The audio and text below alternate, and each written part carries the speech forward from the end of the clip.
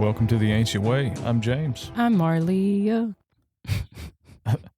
I saw, just thought about this. I saw a cool, for whenever we do, like, up our video game a little bit, like, the quality, because our guests come on, they got some pretty cool setups. Yeah.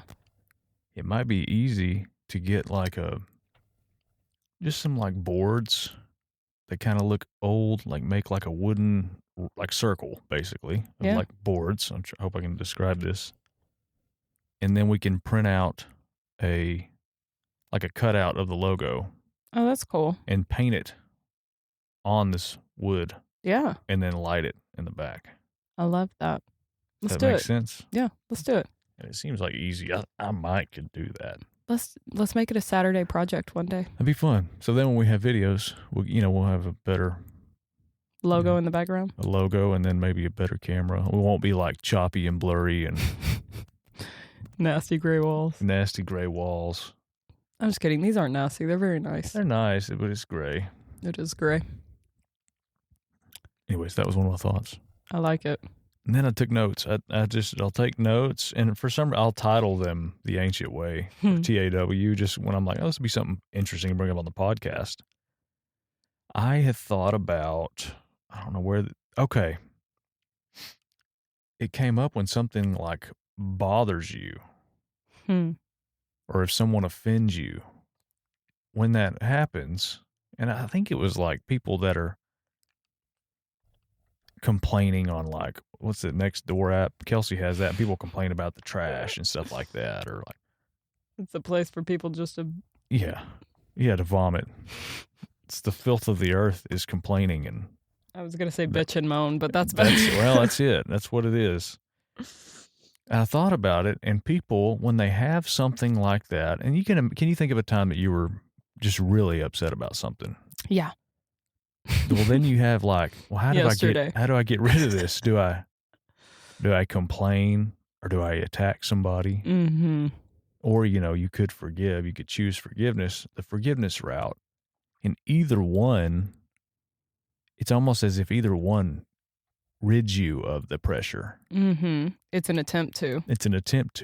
And whichever one you choose, that muscle becomes stronger. Yeah. So if it's the complaint one, it becomes stronger and it can become a habit, and it becomes It's a way that people operate a for pattern. sure. Yeah. Yeah. So that was my thought. I was like, both kind of work, or it seemed to work. The complaining seems to work. It's like, good. Got that out there. And then your complaint muscle is that much stronger. You know what's crazy? We did not talk about this. No. I have been thinking about that for like 4 days. Really? Yeah, there's certain situations, even certain people that I'm around, Mm-hmm. I can feel myself click into complaining when they ask me how I'm doing. Oh, interesting. And, but it's not with like my safe people. Yeah. It's not with people that I normally am not a complainer. Yeah. But there's certain people that I will click into that way with. And I've been thinking about that. I've been thinking about like, well, why do I click into complaint? Yeah. Why, like, what is the motivation behind that? Uh-huh. But it was literally that thought of like, well, it's just me trying to release in an unhealthy manner because I don't feel safe with those people. Mm-hmm. And it's like, almost like I can, like a child searching for attention. Like, it's almost like a way that people get their needs met is by complaining, not just transparent trying to connect, because I don't believe in toxic positivity where just everything is like hunky-dory and you just make everything like, like, oh my God, it's good, brother. Like all that, like being like very real of like, hey, this made me feel this way or da-da-da-da-da. But I do think there is like that, there's a fine line between just transparency and, because I think complaining is actually like self-loathing. Yeah. Like it can kind of get into the, what's that word I'm looking for? Self-pity. There you go. That was the word I was looking for. Where complaint looks like transparency, but really it's just self-pity. Yeah. Anyways, it's just random. Yeah. Interesting. But funny that you say that. Yeah. I like that you said that, like complaints and all of that is a muscle that we exercise. Yeah. Because it's because there's something you're holding on to that you need to get out, or there's something to do with, you have to do something with it. Well, that's like, if you think about it like this, emotions are energy in motion. Okay. Right? So there's an energy that we all carry when we're having whatever emotion. Yeah. And I think complaining looks like anger. You know, but you don't know what to do with it. There's no expression of getting it out. Yeah. It's just like vomiting. Yeah. It's like it has nowhere else to go. So that energy builds up and then you just throw up. I've been thinking about that a lot lately, is that about our emotions being energy in motion. Yeah. And how most of us feel whipped by energy. We feel whipped by these emotions, if you will. And we feel like they are overtaking us, or that we're not in charge of them, or we're victim to them. You know, all these outside circumstances are dictating these feelings. But really what I feel like it is opportunities for you to exercise. Literally. Yeah. I mean, you could go exercise. That is a practical way to get rid of the energy that's in motion. That's funny. I got a story about that, but go ahead. Okay. Exercise is brilliant. Yeah. Meditation dissolves energy in your body. There's like 3 other things. I don't know, whatever. But those are the 2 big ones for me. Those are the 2 that I retreat to. I either go move my body or I go meditate. Okay. Depending on depending on what the circumstances are. Yeah. But I did that Saturday. I run a lot. I had somebody, a friend of mine, he said, he was telling somebody, because I usually try to go run some point through the day, whether it's in the morning or in the afternoon. And one guy said I was so nice. He said it's because James gets his demons out in the morning on his runs. And it's just not the case. I just enjoy it. I'm not like, whatever. But Saturday, this past weekend, I was feeling just weird. And I'm just now like kind of thinking about it, like processing it and stuff. I just felt like in a funk for some reason. And not inspired by anything. I didn't even want to lay down and rest. I was just discontent for some reason. And I recognized it wasn't like it was pulling me around. And then I had these feelings of like loneliness or being like, I don't know. And even people getting on my nerves and stuff, like people being needy and not being able to do things on their own. I mean, sometimes like my phone will blow up from just different places saying, hey, I need this, or like somebody doesn't pull through on something. And I'm like, can you not do anything? Yeah. Right. Can you not do this one simple thing? And so all this stuff comes up and I'm like, is nobody like even useful? Like, is nobody able to do anything? So this stuff starts flaring up and I was just kind of agitated with people. And then complaints too, people complaining, that starts to bug me. And here I am like almost complaining about it, but it made me angry. And I'm just now thinking about it. I said, I'm going to go to the gym and I'm going to, this is the first time I've done this like in a long time. I was like, I'm going to go use my anger in the gym. Yeah. Which I haven't had to do it. I haven't done that in a long time. Used to, the gym that's where you go, you're going to rage out and do your stuff. But I was like, I'm going to go use this as an avenue for it. Yeah. So I did. It's funny you brought that up. Yeah. That's a real thing. Yeah. It's a very real thing. Yeah. And it was just like, I don't know, like I was like, I know what's right. I know I don't need to be this way towards these people. I don't even need to like entertain, like just go into like how annoying it is. It's like, it's just, anyways. I think that's super healthy though, because you know, when you recognize it, it's like you are actually choosing, because I know for you, when you work out, that's actually a place of connection for you. Yeah. And so it's like, you actually just retreated to go connect and realign. Yeah. And you remove the energy out of your body. Yeah. It's brilliant. Yeah. Well, good. Because I thought like, am I doing this? I don't know. It's like, am I doing this? It's just like when I listened to heavy metal back in the day, it's because I was angry. And I like it boosted the anger or something like that. Yeah. I need to think about that. But I was like, did I need to? And then I said, I don't care. I'm going in here anyways to do this. But yeah, interesting. I felt better afterwards. Well, of course. It's the chemical release. Yeah. Listen, our body is literally just made up of a whole lot of chemicals. Yeah. We are carbon. Yeah. Mostly anyways. But I think it's actually being responsible with your body in that manner. Yeah. Like it's giving you signals.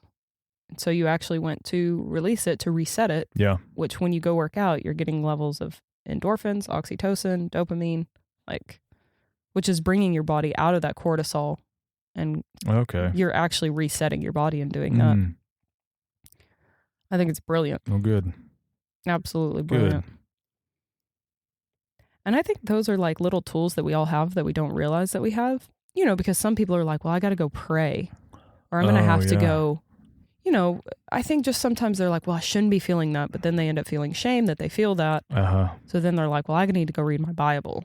That's like, well, does that really reset you? Or does that just shame you and continue to squash you? Yeah. I think you got to find the things that bring you joy. Yeah. That you have delight in. It's things that are expressive. Some people, they'd go paint. Yeah. Or you go create something to get you out of that. Yeah. That makes sense. And I think the exercise thing, it was like, let me go, connect. Let me go get quiet or go be not alone, but like, let me go connect. Yeah. Get away. Get out of this. I think being alone is valuable, man. Right. You needed to be alone. Not alone. Yeah. Right. But think about this, like Jesus, the dude retreated to the wilderness alone all the time. Yeah. I think there's a value in being alone. For myself, like, it's funny, I've been thinking this week. So with, we've been moving and there's been a lot of hustle and bustle and shuffle and reset. And I've had literally zero alone time. Like, Bexley's been sleeping in our bed. She wakes up before I do. She goes to bed after I do. There's and she hasn't been napping. And so I have had a lot of Bexley time. Yeah. And I love her. But I realized how much I actually need alone time. Right. And if I don't retreat with the Lord, I am kind of a sassy squatch. Yeah. Sassy squatch. Yeah. Yeah. But I was feeling a lot of guilt for that. Like, well, I should always be in this vein. I should be okay. Like, push through, Marlia. Like, it's okay. Yeah. And it was just this like breath of like, oh, my body actually needs to reset and be alone. Yeah. I actually need to go meditate. The idea of going to work out for me is more energy expended that it's almost like my body's kind of repulsed to it right now. Okay. Which I used to feel super guilty over that. I was like, God, I need to go work out. I gotta go work out. Like, this is going to be really good for me. But it's been sweet because it's like, no, my retreat right now is walking and meditating. Yeah. Like, that's my retreat. My body's actually getting energized that way.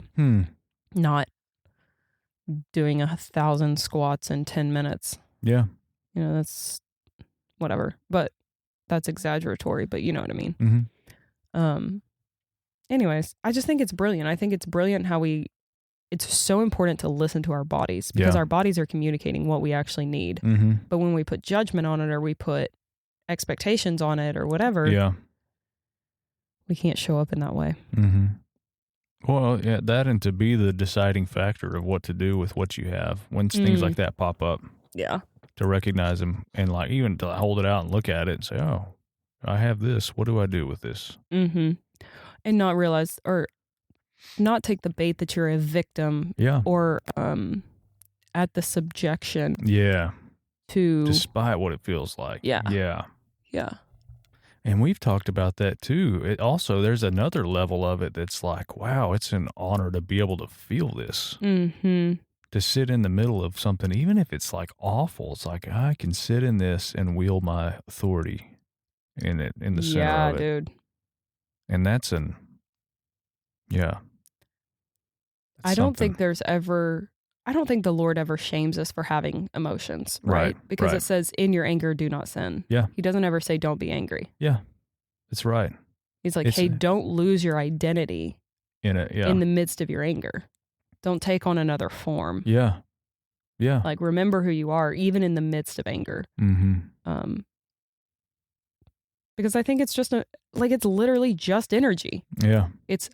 I think anger is actually just this big built up ball of energy that needs to be expressed. Yeah. But because that was the one thing that for me in my own stuff, like I never allowed myself to feel anger. Yeah. And during the midst of all of this upheaval and pivot in our life, I felt a lot of anger. Yeah. And for a little bit I was like, Lord, like I shouldn't be angry. And he was like, doesn't it feel nice to feel anger though? Oh, like, interesting. Oh my God, I've never let myself feel this way. Yeah. I've normally squashed it, dismissed it, not allowed it to come out. Yeah. But now I've been letting it come out, even if it's not healthy. Yeah. I think the Lord is aligning that. Interesting. Because I raise my voice now and I used to never. Yeah. But anyways. Yeah. Well, it's just like an honor. Like you said that. I love the way you said that. It really is an honor, even to feel the emotions and connect to him in the midst of it. Yeah. Yeah, it's a good thing. It's cool. Yeah. And the anger. Yeah. Well, like his ferocity, that word toward the lies and stuff like that, like him feeling that and me feeling that from him. Yeah, it's interesting. I used to when I first kind of turned my life over to him and stuff, I think I reverted to the whole born again thing. Mm-hmm. Like being a baby, but I think I was incapable of. It was like all that stuff was killed, but it was almost like super peace mode, and just just purely gentle. And I think over the years growing up, it's like the hippopotamus thing, the formidable, and then even the anger, what do you do with it? There are expressions of it that belong, there's things to do with it. That's so good, man. We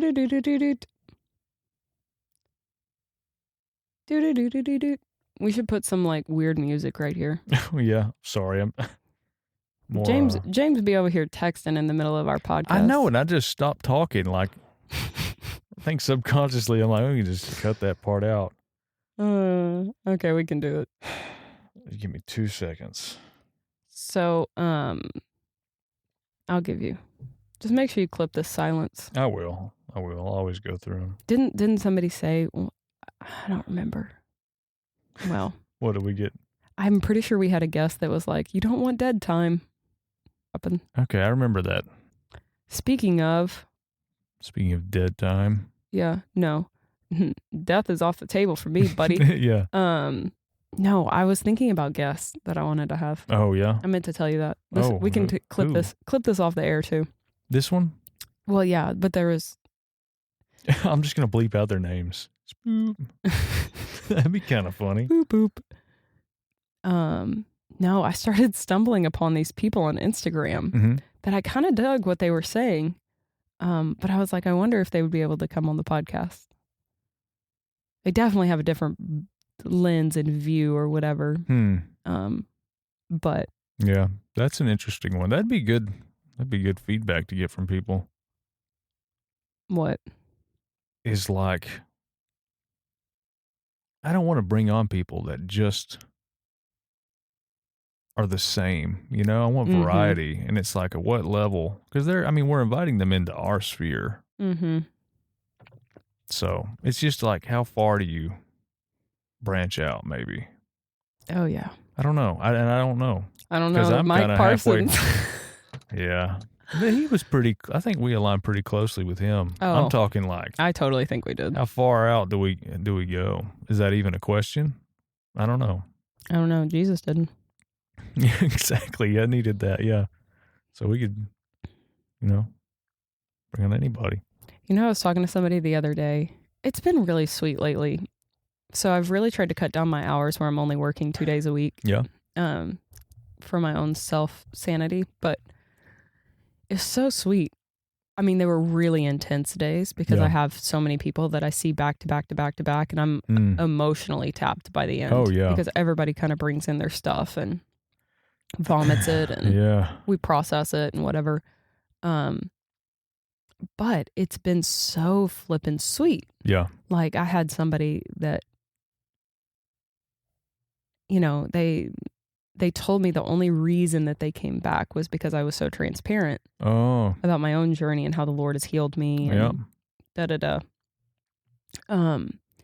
but it was so interesting because they kept referring to the fact that we are such sinners. And they were like, yeah, we have the power and the authority of Jesus, but we're just filthy rags. And I was like, that don't make no sense. Yeah. And then he was like, this guy, I really like him. Yeah. He's got such good vibes. Just a little, whatever. Yeah, sure. But then he was like, oh, I get it. We'll have it all when we die. And I was like, well, as soon as you find that in the Bible, let me know. Ooh, yeah. And he was like, well, I don't know if it's in there. And I was like, okay, well, then why do you believe it? Yeah. He was like, yeah, I just don't know. I don't know if I can agree with that. And I was like, okay, but as soon as you find it, because he was saying that women shouldn't be pastors because it's in the Bible, and he was like, everything has to be based on the Bible. Mm-hmm. And I was like, okay, well then show me where in that we are not new creations, and show me where we're still filthy rags. Yeah.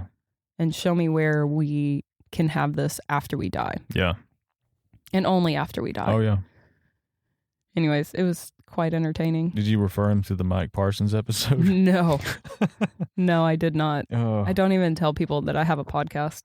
I barely tell people that we're Christians, but yeah, that's not true. I've been saying that lately. Did I ever say on here, like, I used to be repulsed by calling myself a Christian? I can understand why. Like, using that phrase, I would, like, vomit in my mouth. Mm-hmm. I'd be like, ugh. Yeah. Oh, I can't. And people would be like, are you a Christian? I'd be like, I love Jesus. So what do you think? Yeah, it's like, what is your definition of a Christian? I'm not a religious person. Yeah. But anyways, it was so sweet. That was a side story. Because that guy, he was so wonderful. Yeah, but we've really got to get into even some of his eschatological beliefs and how it's directly tied into his illness and some of the things that he's been experiencing in his body. And, because I believe that we're quantum beings and that everything affects another part of our body. So if we're manifesting symptoms, we probably have some belief systems that are making us manifest that. And lo and behold, kind of getting into his eschatological views, he had, because of the things that he believed in the Bible, it was preventing him from his body expressing wholeness. Yeah. Anyways, it was brilliant, but it took us 2.5 hours to unravel that. Get there. Wow. Yeah. But, it's just sweet. I think it's, I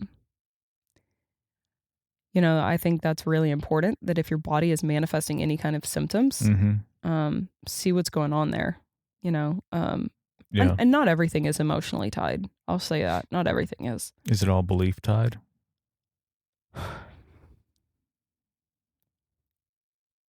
I think so. Mm-hmm. I do, because I think our belief manifests our bodies. Yeah. Because our belief has so much power over our bodies. Yeah. And I think that it gets sneaky. I think some of these beliefs, these limiting beliefs, get sneaky. Yeah. Like, we can masquerade something as like, well, I just don't operate in that way. Yeah. And I think that is actually a form of limited belief. Mm-hmm. Because I think you should say, I can operate in any way. Yeah. Because that's a limitless thinking. Yeah. And I think when you have a limitless mind, all things are on the table for you. All things are actually possible. There is no, well, I'm just in this vein or I'm just in that. It's like, no, I'm the full expression of anything that I can possibly think or imagine, because the Lord made me limitless. Yeah. So yeah, I do. I think all disease is wrapped in a limited belief. Yeah. Interesting. Yeah. Whether you know it or not. Right. I think that's part of the journey of also getting healed. Because they have found people with chronic diseases, they're typically people pleasers. Yeah. Oh. Like, they're the ones that feel the burden to take care of all these people. Like Dr. Gabor Mate goes deep into it. It's these people that are emotionally, or they have this belief that everybody can survive only because of them, or like they're the caretakers, or I would be interested to see, I don't know if there's ever been a study done, but people who are firstborn people typically are the people pleasers, the ones that carry the most responsibility, It'd be interesting to see that, but I bet there's stuff out there. Yeah. I mean, I don't know. Dr. Gabor Mate was cutting edge of just the emotional side of things. I don't know if people are, I don't know if there's really that kind of a push for that yet. Oh, there's very limited research on. Really? You'd think that'd be out there somewhere. I mean, I don't know. I guess I could dig and see. So this is another side story that I thought was really, really interesting. This happened this week. There was a mother and daughter that came in and into Native, and so sweet. The mom was. The daughter,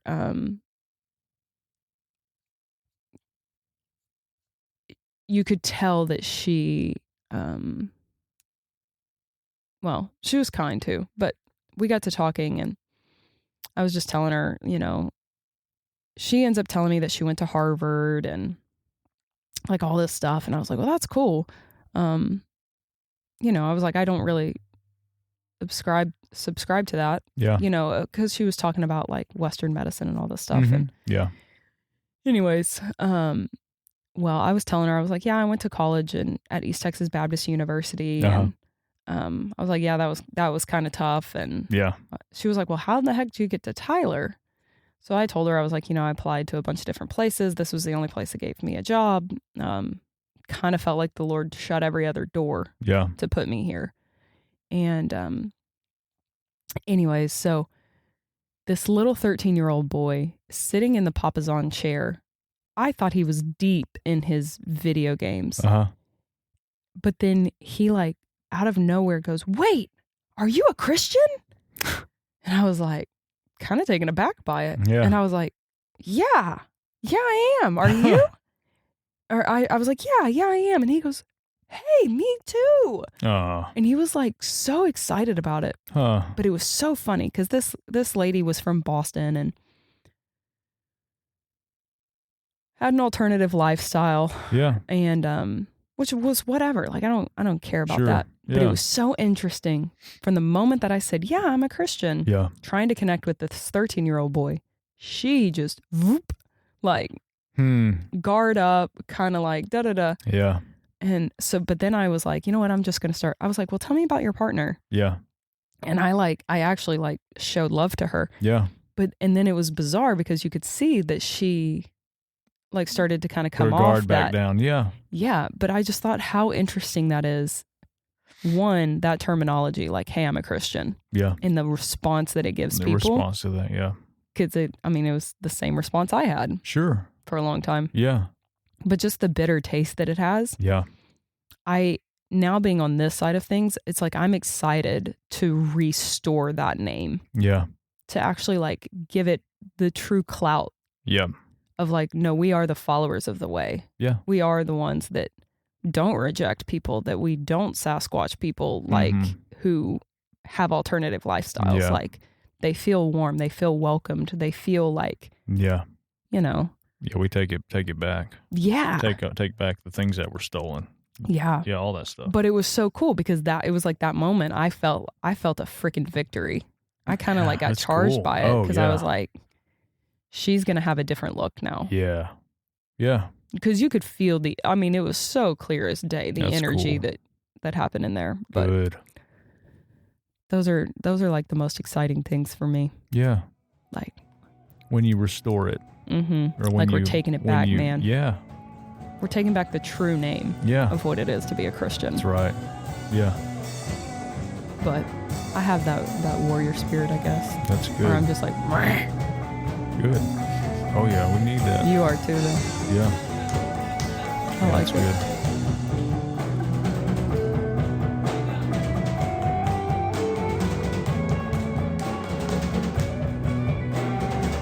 If you enjoyed this episode of the Ancient Way podcast, drop us a like, share with your friends, share with your family. And if you'd like to support us and what we are doing, and you would like to play a direct role in our growth and things that we do in the future, we have a donation spot at the bottom of our show notes. So you can click on that, give however much you want. We appreciate absolutely everything. We appreciate our listeners. And everybody that's already come alongside and encouraged us, and even everybody that's been on our show. So thanks, guys.